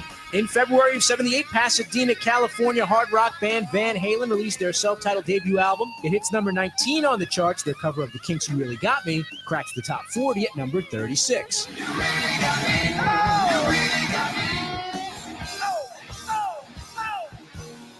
In March, the Patti Smith Group released their 3rd album, Easter. It goes to #20. Their single, Because the Night, goes to #13. It was co-written with Bruce Springsteen.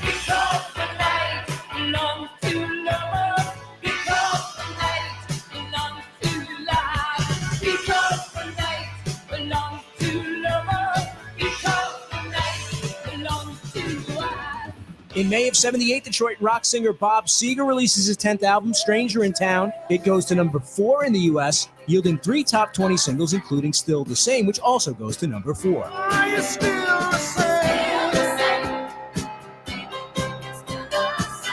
Keep listening to iHeartRadio for more from 1978. Coming up. iHeartRadio. Here are the top Pat Benatar songs that you've thumbed up. Number 3, Love is a Battlefield.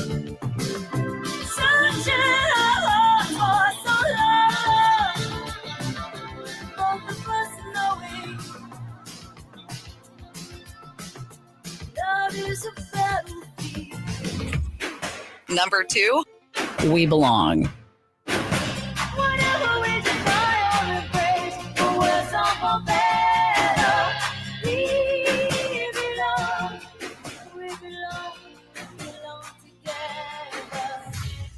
Number 1, Hit Me With Your Best Shot. Hit me with your best shot. Why don't you hit me with your best shot? Hit me with your best shot. Fire away. Hear more from Pat Benatar and similar artists now. Search for Pat Benatar on iHeartRadio. All your favorite music, all your favorite stations, all free.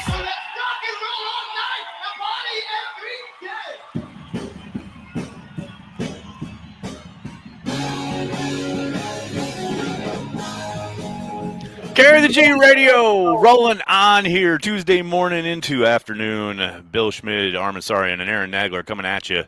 I love Thomas on the Cheesehead TV YouTube channel. This is called Billy Schmid bait right here. Oh, no. Thomas says, concerned about this game on Monday, not because of the Packers beating themselves or the Eagles just being the Eagles, but because of the gold package. Fans got to bring the energy on Monday. Defend yourself, Billy.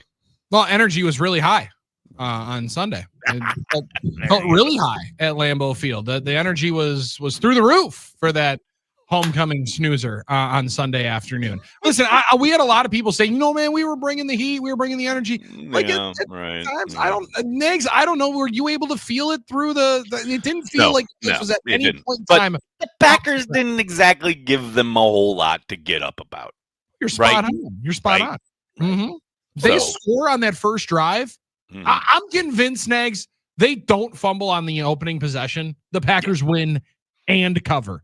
And I'm the with you. clock and the spread and the feeling and the sentiments in the fan base is way different. But to say that it wasn't a little bit snoozy in there. Oh, it was I think sleepy. It was sleepy. It was sleepy, and it was also a little colder than I think most people anticipated it was going to be. Like it was come on. windy. All right, I'm not blaming you, but Yeah. if that some people thought that was good, well, we should know better than that. This is Wisconsin. We've been through a lot worse than that, Billy. No, but Armin, what I'm wind? saying is the wind was intense. The wind was biting you a lot more. I mean, you than- couldn't keep the ball on the tee. Yeah, it was a very especially windy more day. than, in your comfy, cozy, warm little studio over there that you're taking in the games. Well, the studio changes temperature a lot. Okay. I mean, obviously, First of very all, clearly. Third of all right, I'm going to say this about the start time. Sleepy, whatever. You had daylight savings. You had an extra hour of sleep. But the curse of daylight savings struck again. The Packers losing 12 of the last 13 when playing on daylight savings weekend. Okay, that's a problem. All right, I don't. It's they thought they broke that curse, but apparently it's back. What Elias Sports Bureau was counting that? That's an amazing stat. That is Crazy, right? Man, they lost 12 in a row. How insane. No matter how good the team was, no matter who, quarterback, coach, whatever, 12 years in a row. That's like Purdue losing That's Ohio State nuts. when Taylor drops an album. Or was some crazy stat like that. I don't Oh yeah, know. Purdue has lost every single week that Taylor Swift drops an album. Now listen, Purdue also sucks. I was gonna say it's not really fair because That's what makes the Packers thing more interesting because they are actually good. But Yeah, because they're not warm cheeks every single year. They're one that you can actually count. But talking about cheeks, man, my God, can we talk about the approach at the end of the half yet again from Matt LaFleur? That's tough. I am you talk about, everyone, I'm a Matt LaFleur shill. I'm always on his side, blah, blah, blah. Okay, let me address something that does drive me fucking insane about Matt LaFleur. Why on God's green earth are you afraid of operating on offense in a 2-minute drill, and you don't want to give the ball back to Bryce Young? Because now, we don't want to leave him too much time, so we're gonna run the ball out of the gun. Greg Olson's on the broadcast going, I don't know why they're running so much. You and me both, Greg. Because Matt's not alone in this. This is a very kind of I would say new-ish here over the last kind of 5 years or so thing that play callers do at the end of halves too. We don't want to leave them any time. So they get cute. And they end up shooting themselves in the foot and taking away opportunities to score touchdowns rather than attacking. Look, what's so funny about that sequence, like they run it twice and they go nowhere and they get a holding call. They get pushed back 20 yards with penalties. And one flip of the wrist from Jordan Love to Romeo Doubs, and they're back at 1st and 10. Another flick of the wrist, Chris Brooks, they're in touchdown. They're in the red zone. 2 plays. Instead of screwing around and doing whatever the hell it is you're doing, we got to make sure Bryce Young doesn't get an opportunity. Bryce Young, who threw for all of 100 yards in this game. Mm-hmm. Why are you playing scared? It's like that scene in Swingers. You got these big claws and fangs. With the big fangs, you're just playing with the bunny. You're not going to kill it. You're wondering how to get the bunny with all of this. Just go. Love that movie. Be you. Be the talented team you are. Go kill it. I am so sick of, we got to be scared of the other team. No, this is what happened in Dallas. We saw it play out in the end of the first half against Carolina. Stop playing scared. Didn't the complete opposite happen against Dallas? No, I thought the exact opposite happened against Dallas. They drop back, they get strip sacked, and all of a sudden. I'm talking about in overtime. I'm talking about overtime. Well, but, they're taking all the time in the world, like they got it. Okay. Sorry, I got to make sure that there's no time left for Dallas to get a return and maybe kick a field goal and blah blah blah. We're gonna squeeze every ounce out. Just go and score. Well, now that one, and again, the Dallas one is different too, because we're learning that you just go score a touchdown. Oh wait, the game was over if you score a touchdown. That's what happens. Got it. Okay, that's what happens when they need a field goal. That's what happens. You score a touchdown, the game is over. But the one at the end of the half, do that. Yeah, I get that one. I do with the ghost of half, but there's 2 minutes and 22 seconds. Go and score a touchdown. I'm with you. But there's a lot to teams thinking and prioritizing possessions. And in a game where you only got 3 possessions, I get wondering as to how many more you're going to get. That would be almost more to let's push the accelerator down. But we're clutching.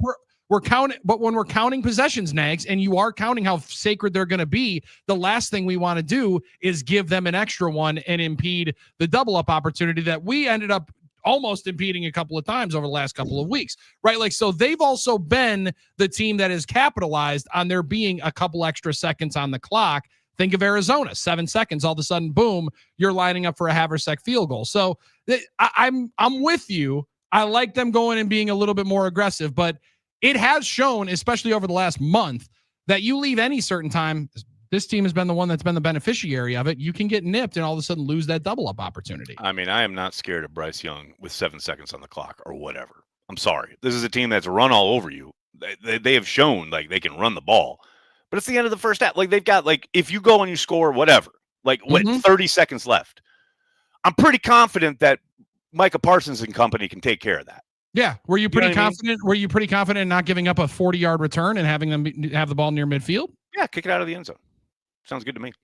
Is there any thought that it wasn't just time strategy? It was like, we think, okay, they're backing us off. They're cover 2. We can pop a big delay on them or pop a big run, because that's what Rico once, maybe. Well, I just because you can get in the thought of like, all right, we're Holmgren used to do it all the time. That draw play, first play of the 2-minute drill, pop up, hopefully get yourself a good gain. Yeah, I feel that. I do. I mean, on one hand, I agree. On the other hand, we just spent a whole segment talking about how, we got to make sure we don't eat it too much and take what they give us. So I don't know if that was part of it at all. I do think a lot more of it's execution than play call. Like if we did what Rico Dowdle did at the end of the game, to rip off a big run on us, 19-yard run, so I don't know. I don't. Fortune favors the bold, but you do have to sometimes be. I'm just sick of being scared of other teams. Stop being scared of other teams. Like, you are really good. You're really talented. Like, that's the other thing. Have faith in your dudes. Like, oh my God, they might score. They might rip off a big run. They might. We might do something too. We've got really talented players, really good coaches. Embolden them. Let them cook, as it were. That's where it's just a message that you're sending to your team. Oh, guys, we gotta make sure we don't leave them any time because we're so scared that something might happen. No, you're gonna go, you're gonna score, you're gonna kick ass. That's my biggest frustration. It's Brian and DePere mentality.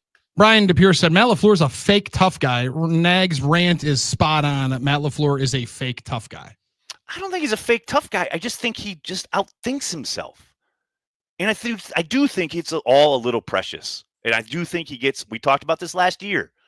The tighter the game gets, the later into the game it gets, and it is tight, and there is like it's in doubt, you're not ahead, blah, blah, blah. He does tend to tighten up a little bit. And to me, this is what I keep kind of hammering all season long. It's just, you are so talented. That's what happened in Arizona when they finally went for it on that fourth down. When he had sent out the field goal unit and then pulled them off, let Jordan make a play. It shouldn't take having your back against the wall, which is exactly what happened when they converted with Romeo Doubs. You can do that on first down. Look, I know I'm on the couch, I'm drinking beer, I'm watching the game. It's very easy for me to say this. I don't dismiss that. I understand everything happening on the field and on the sideline and in the booth is 10 times more complicated than just do this or do that. But at some point, what do they always say, Billy? Teams are a reflection of their head coach. And if the head coach is always playing scared and always uptight, then your team is going to be playing scared and be uptight. I'm sorry. 52 years of watching the NFL tells me that's the truth. And I do see it creep in every now and again with LaFleur's teams. If he would trust them and embolden them rather than put the harness on them, let them gallop. That's all I ask. Are they tight, you think, sometimes because of his intensity and focus? A little bit. I mean, I saw a couple people throw that out with the Halloween take. I thought that was more of a joke by him, but he's like, I don't give a blank about Halloween. We have a game to win. It's all that intense tightness. Right? Yeah. You know? No, I get it. I thought it was hilarious, but I thought it was funny too. So I didn't take it that way. But to your point, there could be a potential through line there. Look, I'm not allowed to enjoy Halloween. We have to focus on the game. Dude, just juxtapose that with that famous clip of Randy Moss and Bill Belichick in Belichick's office, and Randy Moss inviting Belichick to the Halloween party, and Belichick showing up in a Pirates costume and having a great time. Yeah, okay, but also results will change that. If Bill Belichick did that now, his ass would be grass because it would be Jordan's the reason why he's doing that at 25. Of course, but he had a football team. He was in the NFL. He had Randy Moss and Tom Brady. And he didn't show that in pressers either. In pressers, it was all on the Cincinnati. Right. No doubt.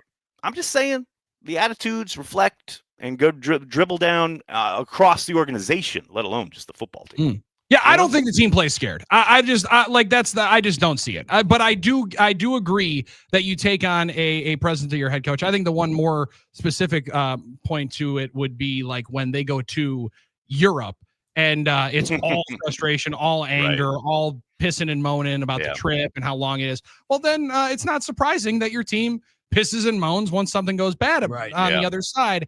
But the nervousness and the emboldenment, I don't see it, but I do hope that maybe we just go complete all gas, no break that everybody likes. And I don't see it all the time. I'm not saying that's 100% of the time, but again, in very certain situations, i.e. the end of first halves, I kind of see it.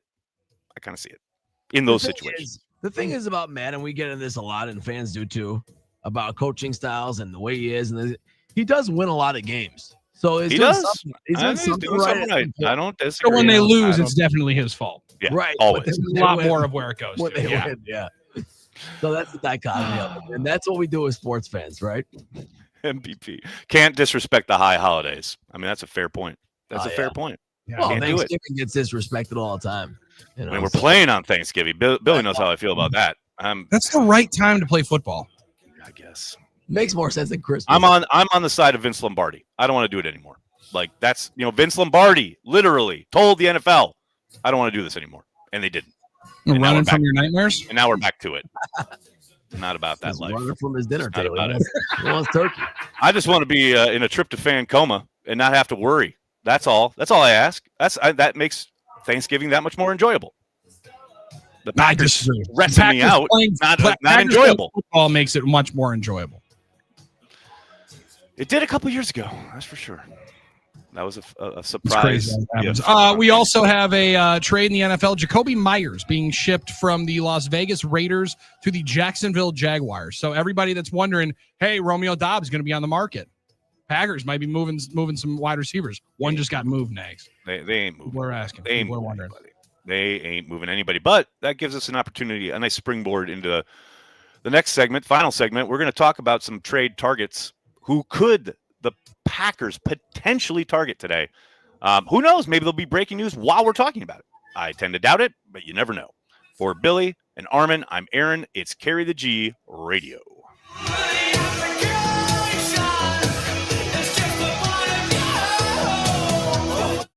Drew and KB on the game. We're talking with Wayne Larrivee, the voice of the Packers. As the broadcaster, after having called Aaron's career and all the highlights of his career, and now he's the enemy, so to speak, and you've got Jordan Love under center. What was that like for you? It was strange, JB. It's funny because preparing during the week and then even at the game, I'd look down on that Pittsburgh chart and have Aaron Rodgers at the top of it, and I'm thinking I'm looking at a Packers chart. You know what I mean? That kind of thing.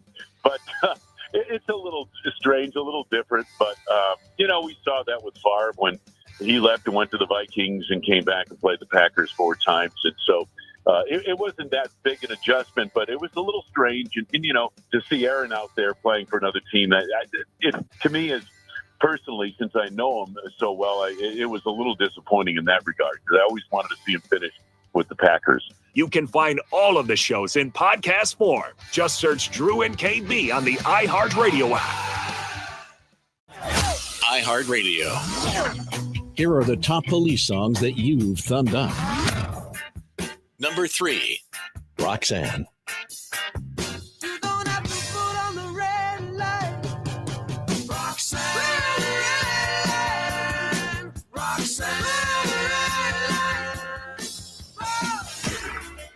Number 2, Every Little Thing She Does Is Magic.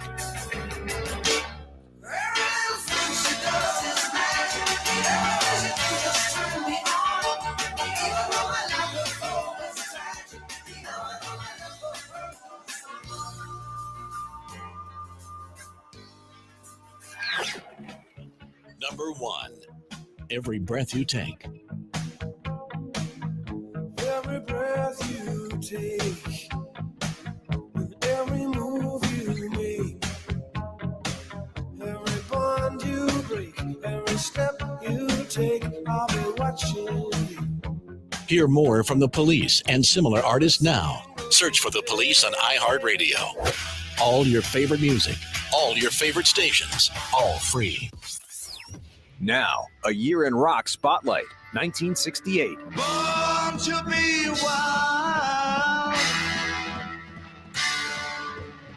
In January of 1968, Steppenwolf released their debut album, including the single Born to be Wild, which charts at number 2 in the U.S. Johnny Cash records 2 live shows at California's Folsom Prison, along with June Carter and Carl Perkins. Also in January, the Beatles are number 1 with Hello Goodbye. In London, they launched their own company, Applecore, with a store, a recording studio, and record label.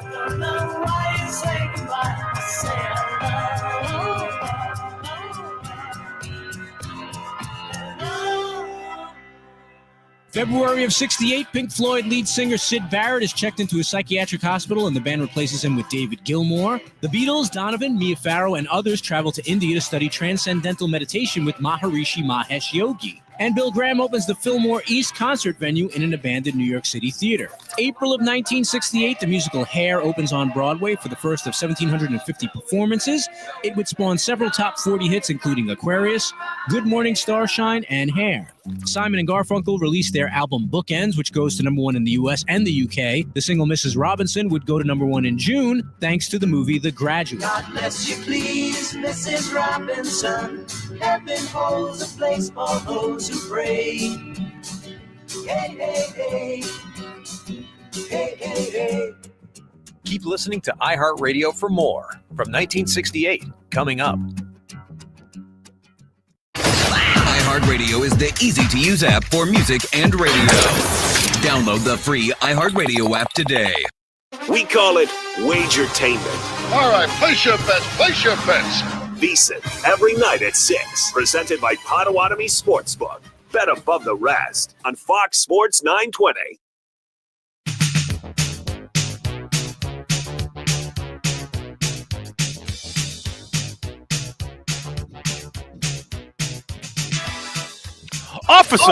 Officer, you ain't gonna believe it. The truck, it just stopped. Love that song. Love that movie. Love everything about it. Wrapping up Carry the G Radio here with Billy and Armen. I'm Aaron Nagler. My goodness, ladies and gentlemen, boys and girls, it is trade deadline day. Do you know where your general manager is? I'll bet he's somewhere deep in the bowels of Lambeau Field breaking down like Division III tight end tape. That's my guess. But maybe possibly working the phones. Billy. Well, I want to. Yeah, that's probably what's happening. Mm-hmm. Oh, I'm working the phone line here too. I'm working the talking text line pretty good. Billy's got a couple of huckleberries. We got some huckleberries. What's going on? We're having some fun here. From our friend Brian in De Pere, who said Matt LaFleur is just a fake tough guy. He said his fake toughness comes through in his actions when the game tightens up. They've won games in spite of Matt LaFleur's ineptitude.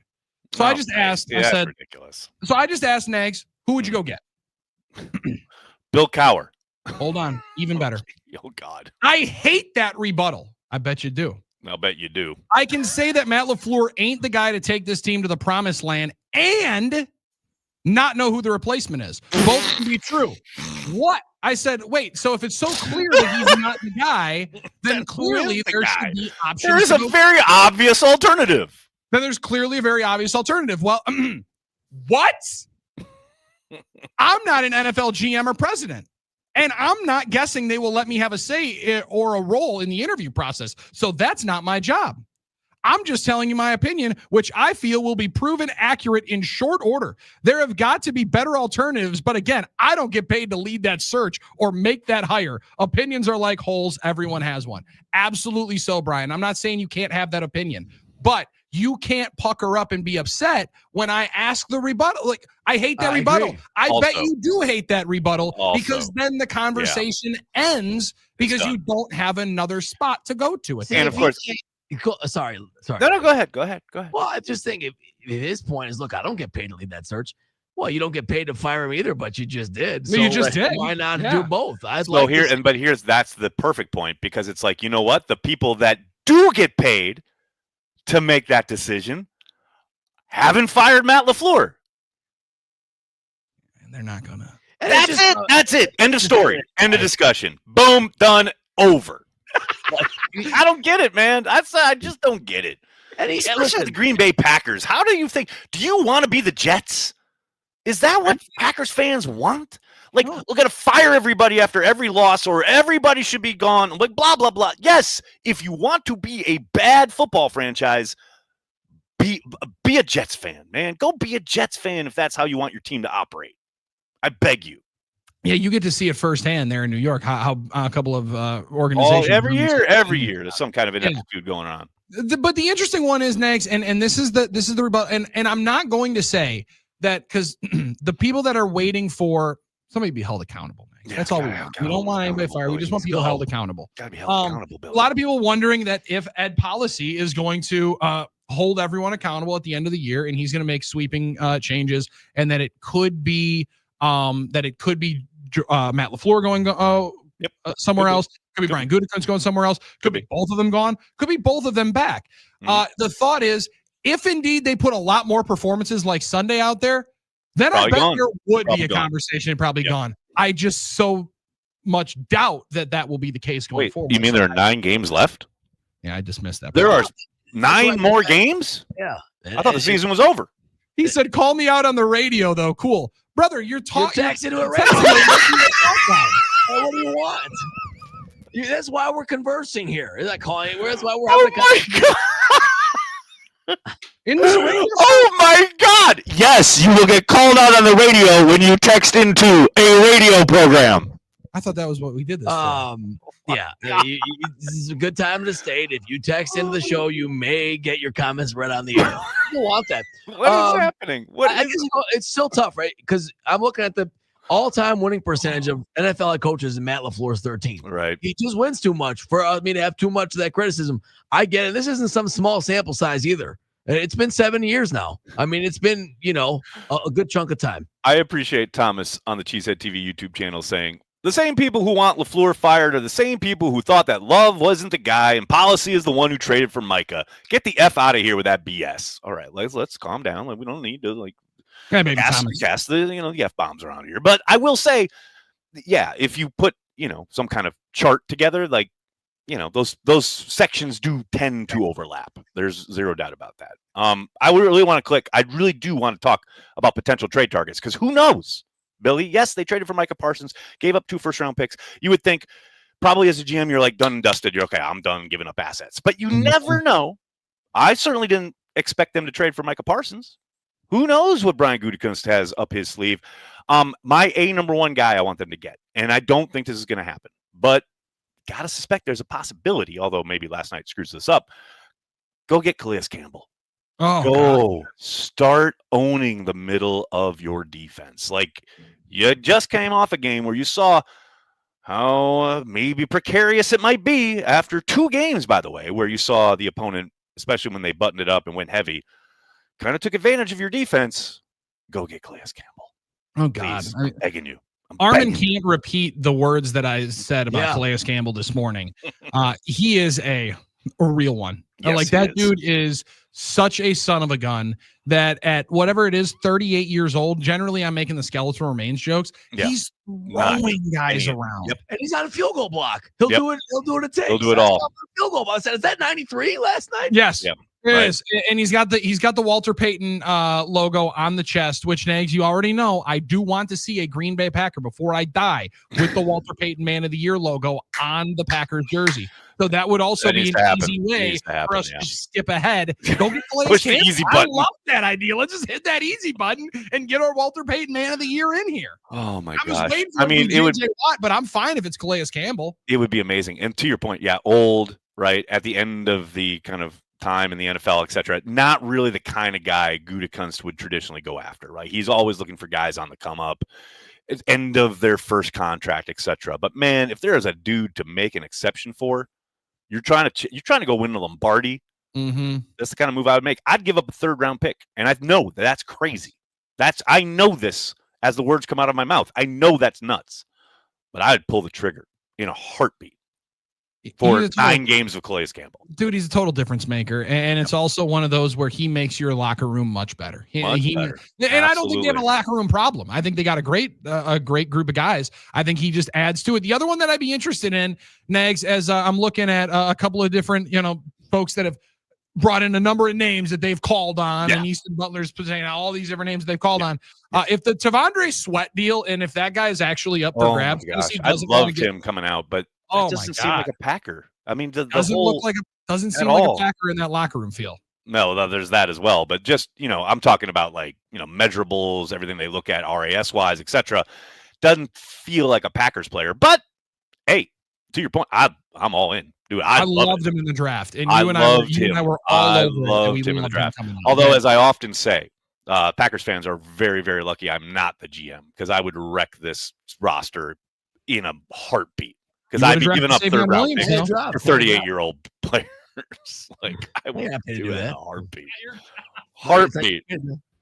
Let me gut this roster real quick, trying to chase a Lombardi. That would be me. I would just destroy everything. I know another name that's been thrown out there a lot, and a position that people have talked about is cornerback. I'd actually be surprised. But even with Nate Hobbs being on the shelf for a couple weeks now with the injury, man, I'm excited to see what Bo Melton can do. And I know people think that's a joke. I am not joking. I am excited about the prospect of seeing some Bo Melton out there. That's when I wanted Odell Beckham Jr. and we got Rasul Douglas. I'm ready for it. Yep. All in on it. All in on Carry the G Radio each and every week throughout this season. Another 2 hours is flown by, boys. Can't wait to do it again next week after a big Packers victory. Thank you so much. Talk to you next week. For Billy, Armen, I'm Aaron on Carry the G Radio.